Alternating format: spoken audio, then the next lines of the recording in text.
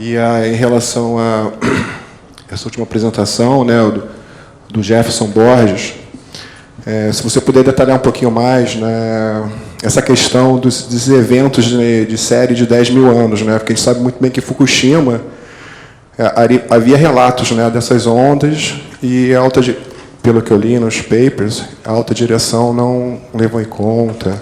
Então, como é que a indústria nuclear está se preparando para esses eventos, né, porque sua apresentação foi ótima, você vê que realmente é um sistema muito bem controlado, né? Mas como é que esses eventos de série de 10 mil anos estão se levantando? Qual a metodologia, se pudesse falar? Obrigado aí, parabéns pelas apresentações aí.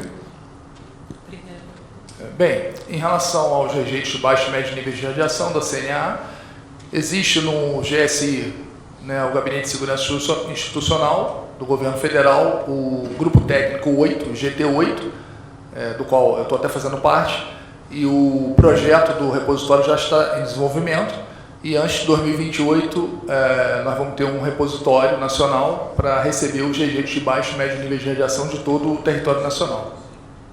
Basicamente isso. Me permite complementar? Então, a responsabilidade pelo depósito intermediário final é da CNE, ok? Então, a nossa diretoria de pesquisa e desenvolvimento é que está a cargo disso. Há 3 semanas atrás, se não me engano, foi feito um congresso internacional INAC 2019. No INAC, o pessoal da DPD estava lá e levou uma maquete desse depósito intermediário para rejeitos de baixa e média atividade, mostrando como ele seria. Foi um depósito que foi construído, a gente sabe construir depósitos, tá? Já construímos um depósito que é o dos resíduos do acidente de Goiânia. Mas, entretanto, a gente ainda pegou, na construção desse depósito, os requisitos da Agência Internacional de Energia Atômica para esse tipo de instalação, que mesmo sendo de outra diretoria, vai ser licenciado pela nossa diretoria. Ainda mais se acontecer a esperada, né, que está no outro grupo de trabalho, separação da CNEM, que envolve o quê? A DRS sendo uma autoridade nacional de regulação nuclear e a CNEM ficando com a DPD. E o rejeito de alta atividade, que é o combustível, acho que o Leonardo deve ter falado hoje de manhã, talvez, isso é uma decisão que o Brasil tem que tomar. O que vai fazer com aquele combustível? Tem muita energia lá ainda para ser utilizada. Se o Brasil vai simplesmente armazenar e não querer mais, ou se vai utilizar alguma alternativa, como, por exemplo, mandar para fora. Nós sabemos também fazer reprocessamento, tá? Mas quando você faz o reprocessamento, você consegue um subproduto indesejável, que é o plutônio.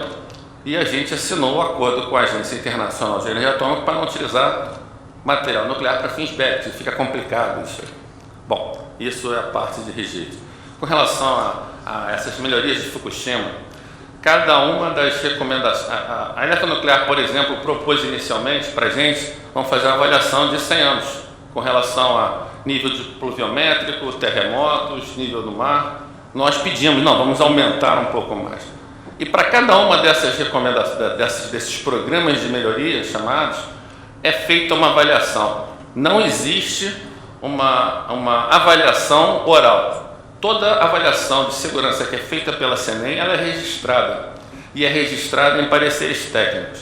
Então, você vai encontrar um parecer técnico avaliando o resultado desse estudo de 10 mil anos de nível pluviométrico. Você vai encontrar um parecer técnico avaliando o estudo da maior onda nos últimos 10 mil anos. E mais, avaliando a ação corretiva associada àquilo ali. O exemplo do maior nível de maré de ondas ali foi, por exemplo, a verificação de implementação de proteções locais se houvesse a ocorrência novamente desse nível de maré. O que eu não posso dizer que aconteceu lá em Fukushima. Se eles já sabiam, deveriam ter feito isso. Aqui, a partir desse relatório, foi gerada uma ação corretiva pela Eletronuclear e a CNEM verificou a adequação e implementação desta e das outras melhorias advindas do programa de Fukushima. Sí, obrigado por la presentación. En la última presentación Una de las primeros slides es una descripción muy buena de las lecciones del film. Todos errores que el film describe. Pero claro, como yo dije, son verdades parciales. Por ejemplo, es cierto que no había un plan de emergencia. Basta ver lo que pasó, que no había un plan de emergencia. Ahora yo me pregunto, en el año 86, ¿cuánto tenían un plan de emergencia? En Trimalala no hubo un plan de emergencia.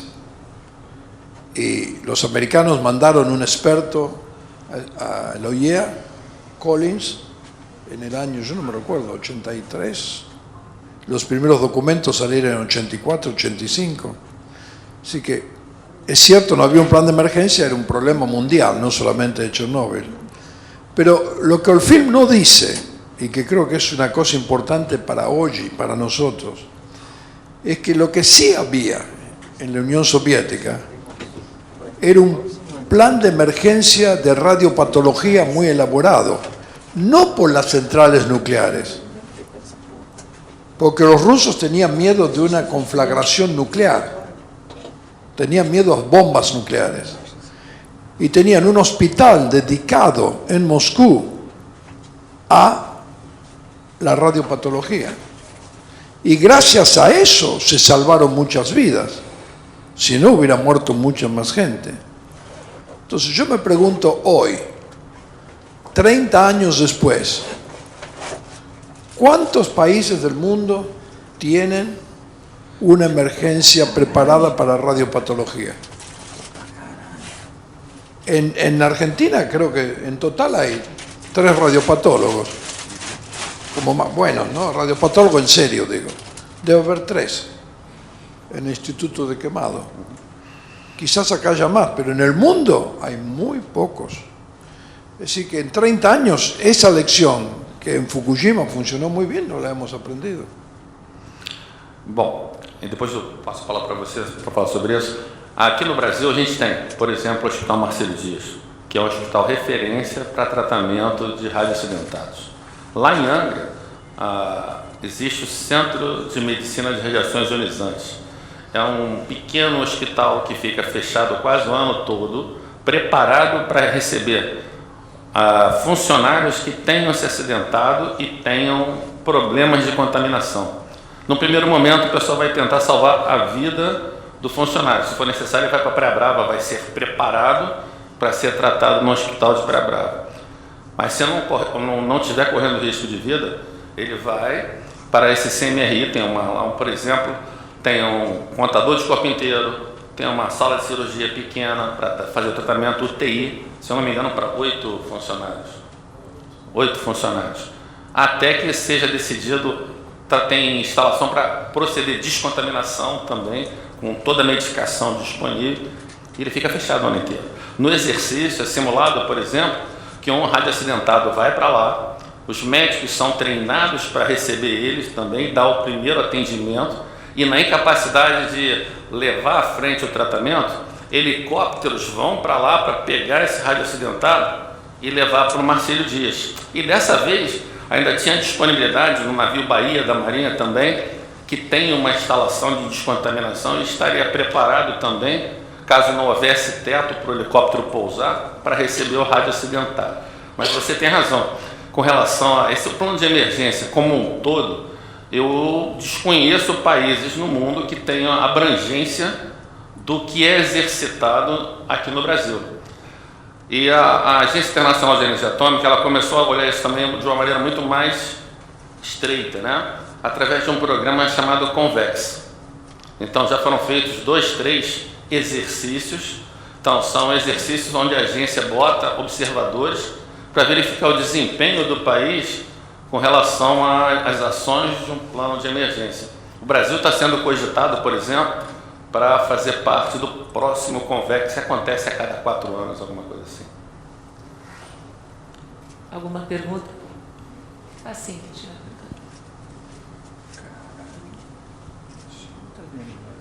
Eu acho que você fez alguma confusão. O que ele falou é sobre radiopatologia.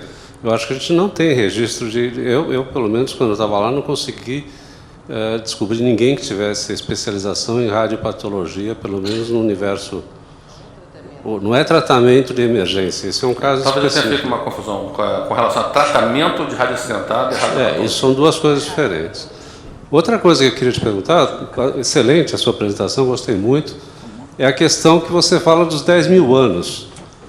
Você não tem como registrar marés de 10 mil anos.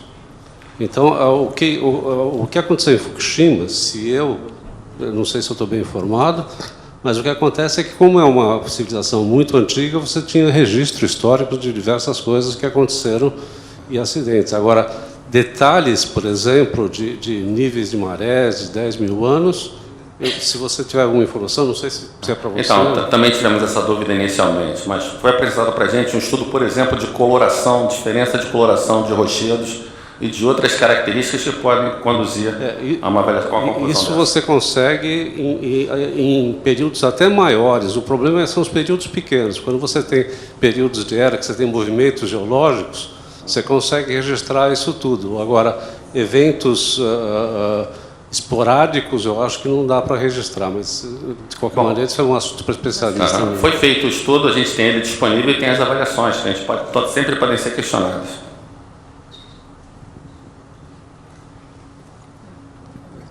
Cláudio Almeida, presidente da BEM.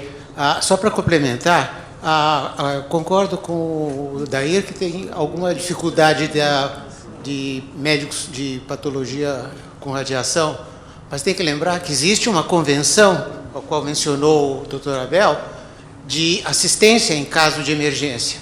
E o Brasil faz parte dessa convenção e ela já foi usada muitas vezes, inclusive para mandar a pessoa de um país para outro quando há uma necessidade. Então, esse é o modo de complementar, às vezes, a deficiência que um país tem no tratamento de pessoal irradiado. Me permite complementar, porque 20 minutos é muito pouco tempo. Faz parte do exercício, por exemplo, fazer a notificação na agência, por exemplo, para essa parte de assistência médica, para eles saberem que está tendo o exercício ou, eventualmente, um evento real aqui no Brasil. A CORE é um comitê de alto nível da CENEM formado pelo presidente da CENEM, pelos diretores executivos, pela chefe de gabinete, pela comunicação social, pelo coordenador-geral de atores e pelo diretor do IRD.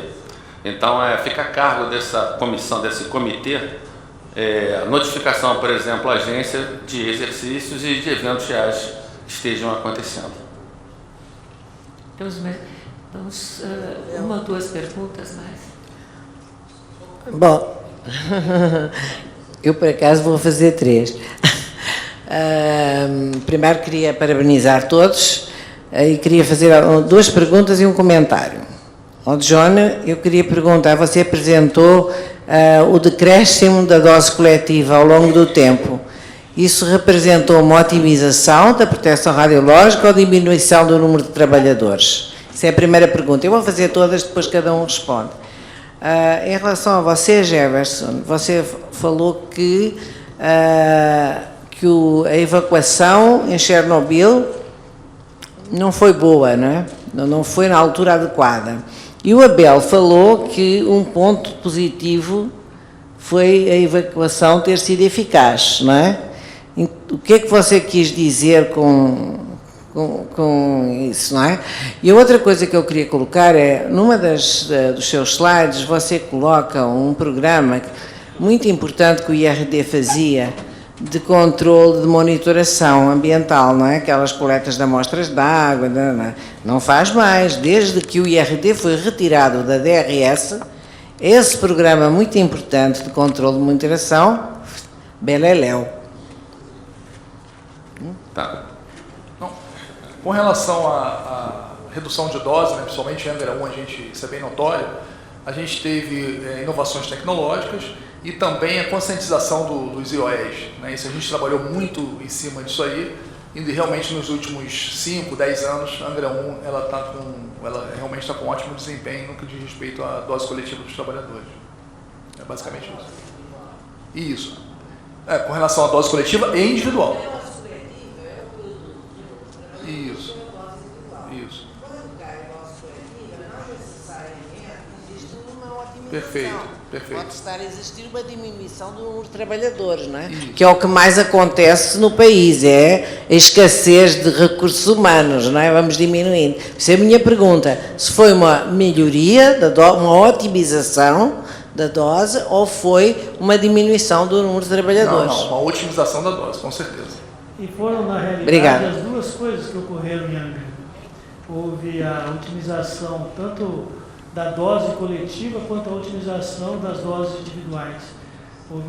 Havia uma ideia anteriormente que pouca radiação, quer dizer, a questão não está nem no nível da radiação em si, mas nos cuidados do trabalhador, no respeito com a coisa radioativa. Então, esse ganho de consciência, de cultura de segurança aconteceu em Angra e se reverteu muito rapidamente, pelo exemplo até, para todo o corpo técnico. E isso surtiu resultado nos indicadores. Então, tanto os valores de dose realizados em Angra, individualmente falando, são inferiores aos da medicina nuclear, por exemplo, são inferiores a várias outras atividades, e mesmo dentro da área nuclear, da indústria, são referências. E não porque algum milagre é feito, é simplesmente pelo cuidado com o trabalho mesmo. Não é o respeito mesmo. Não é medo, é respeito. Então, com relação à evacuação de Fukushima, o que eu falei foi que ela não foi feita num tempo adequado. A realização da evacuação em si, ela foi muito bem feita, conseguiu estar todo mundo. Mas o nosso plano de emergência, por exemplo, é antecipatório. Antes que aconteça a liberação, a gente já está removendo 2 barreiras violadas, não vamos esperar a 3ª barreira, já promove a evacuação. Com relação à coleta de amostras, bom, o IRD não está mais na DRS. E até 2 anos atrás, com certeza, um funcionário meu ia fazer a coleta conjunta com o pessoal do IRD. Eu vou confirmar agora, para ver se foi feito ano passado, esse ano eu tenho a impressão de que alguém apareceu lá para fazer a coleta conjunta, mas eu vou confirmar e passo essa informação para você. Simone, eu tinha 6 perguntas, vou fazer as 3 mais simples, que é para andar rápido. Uma para cada um, tá? John, com relação ao repositório de rejeitos, a CNEM já desenvolveu o projeto conceitual já está pronto, estamos fazendo a seleção de local, o processo está bem adiantado junto à DRS, né? Mas você mencionou um dado que eu queria que você ressaltasse com relação à capacidade, porque o projeto está estimado para ser concluído em 2024, final de 2023, início de operação em 2024. Aí você mencionou dados com relação à capacidade dos depósitos iniciais de Angra. Queria que você desse essa informação. Depois eu queria que você preparasse um indicador para mim, me mandasse, que você deu um dado muito interessante, são 3 mil metros cúbicos de rejeitos de baixo e médio durante todos esses anos de operação. Para quantos megawatts-hora gerados? Porque eu acho interessante um indicador que dê esse dado, porque a gente... Nós temos esse... Tá bom? Depois você me manda, por favor. O certo é por você ter tá. uma geração por... Tá legal. Jeff, quando você falou todo o processo de modernização que já foi feito em Angra 1, você diria que... Como é que estaria hoje o processo de extensão de vida útil? Se parte das exigências já teriam sido atendidas com o que já foi feito, se isso andaria mais rápido, né? E você mencionou também a questão das margens de segurança com relação aos projetos de engenharia e tal, isso também se permitiria, então, agilizar esse processo de licenciamento, né, de Angra. Você vai começar do zero, seguir todos os passos previstos, parte do que seria exigido já foi atendido, para a gente encurtar esse processo. E uma para o Marcos. A gente viu aqui, Marcos, uma quantidade enorme de instituições, instrumentos, mecanismos que eu chamo de governança global com relação à atuação nuclear. Você representa uma instituição, né, que tem também atuação nacional e relacionamentos internacionais. Eu sinto assim, falta de uma ação mais internacional desse conjunto de mecanismos para esclarecimento a outros agentes. Por exemplo, me surpreende um Banco Mundial, por exemplo, não fazer financiamento de usinas nucleares por critério nenhum. Não tem um critério técnico para isso, né? Então, acho que seria talvez muito importante um trabalho conjunto da comunidade nuclear, no sentido de buscar esse esclarecimento e atuar efetivamente para melhorar essa situação. Então, obrigado. Bem, começando aqui com relação aos rejeitos, o Centro de Gerenciamento de Rejeitos tem capacidade até 2028 aproximadamente. Então, apesar de eu sei aqui que o depósito não teria espaço até 2024, mas a gente consegue fazer remanejamentos e com que Angra 1 a gente consiga armazenar os rejeitos de Angra 1 até 2028 e os de Angra 2 por conta do projeto, né, que é um projeto que tem um depósito interno com vaga para 1.644 embalados. Angra 2 teria capacidade hoje até 2033. Então essas são as datas de referência. O nosso desafio agora é justamente buscar um inventário de radionuclídeos, né, com PMR, prédio de monitoração, e tocar esse projeto, porque se é um inventário, a gente precisa desse inventário para poder transferir os embalados para o futuro repositório. É basicamente isso. Tá bom, obrigado.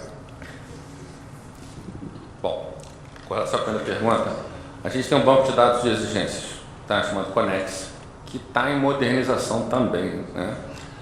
Tem um técnico meu, Paulo Adriano, que desenvolveu esse banco, e a gente, toda vez que vai fazer uma auditoria ou uma inspeção regulatória, a gente visita esse banco de dados para verificar qual é o estado dela, se ela já foi atendida, se ela está encaminhada ou se nada foi feito. Além das exigências, existem as condicionantes das licenças que a gente também avalia. Condicionante é uma coisa mais séria, que está na licença, então a gente estamos voltando a fazer, isso aconteceu semana passada, a reunião de diretoria, onde a gente chama a eletronuclear vem e para aquelas exigências ou condicionantes que são mais relevantes, ela vem apresentar a evolução e a expectativa de atendimento. Tá? Então, hoje, posso dizer que não são tantas exigências, ainda mais que tem o SEI. Então, essas exigências estão sendo todas colocadas no SEI. SEI é Sistema Eletrônico de Informação do Governo Federal. Então, todas as nossas documentações de janeiro para cá foi assim, amanhã agora é assim, tudo. Então, toda a nossa documentação está sendo controlada ali. Então, quando uma exigência fica aberta há muito tempo, o sistema reclama. Isso é um modo que a gente tem para controlar. Você pode repetir a outra pergunta? Margem de segurança eu não entendi muito bem. Não, você comentou com relação aos projetos de engenharia originais, eram mais rigorosos, então hoje existe nas especificações técnicas de projeto, margem para se considerar. Na realidade, o que vem a ser isso? Extensão de vida das usinas, né? Então, os materiais, eles têm características mecânicas. Só que essas características mecânicas, quando submetidas a um fluxo neutrônico, a tendência delas é reduzir. Para isso existe, por exemplo, aqueles espécimes que são colocados dentro do vaso do reator para verificar as características de tensão de ruptura, elasticidade, plástica, né? Tensão de ruptura elástica, plástica. Então foi verificado que ainda existia uma margem para ser utilizado mesmo após 40 anos. Então 75 usinas, pelo menos, se não me engano, até o mês passado nos Estados Unidos, já tinham requerido 20 anos e 2 apareceram com mais 40, mais 20 anos. Então, 20 além dos 20, indo para 80 anos de operação, considerando o resultado dessas avaliações. Não, tá bom, era isso. Bom, foi realmente a sua pergunta, pergunta tem tudo a ver. Nós temos, junto com as outras associações da área nuclear, nós criamos um fórum de atuação conjunta. Então, a SBPR, a Abdan, a ABEM, o Cláudio está aí, e várias outras associações se integraram dentro desse fórum de presidentes dessas associações. Então, ainda está um pouco novo essa integração, né? Mas e a ideia é ótima, é brilhante. Nós devemos caminhar nessa direção, sim. Porque a integração de esforços ela é vista, por exemplo, nos próprios documentos da agência, quando ela vai publicar um General Safety Requirements, ela hoje não está publicando pela agência apenas, tá? Pela WHO, tá pela ILO, tá pela PARO, e quer dizer, todos juntos estão emitindo documentos que ganham consistência, ganham força. Então, se nós queremos provocar uma ação, uma resposta do Banco Mundial nesse sentido, por exemplo, temos que integrar os esforços junto das associações em prol da área nuclear brasileira. E a pergunta é válida. Tá bom. Brilhante. Tá bom, obrigado, Marco.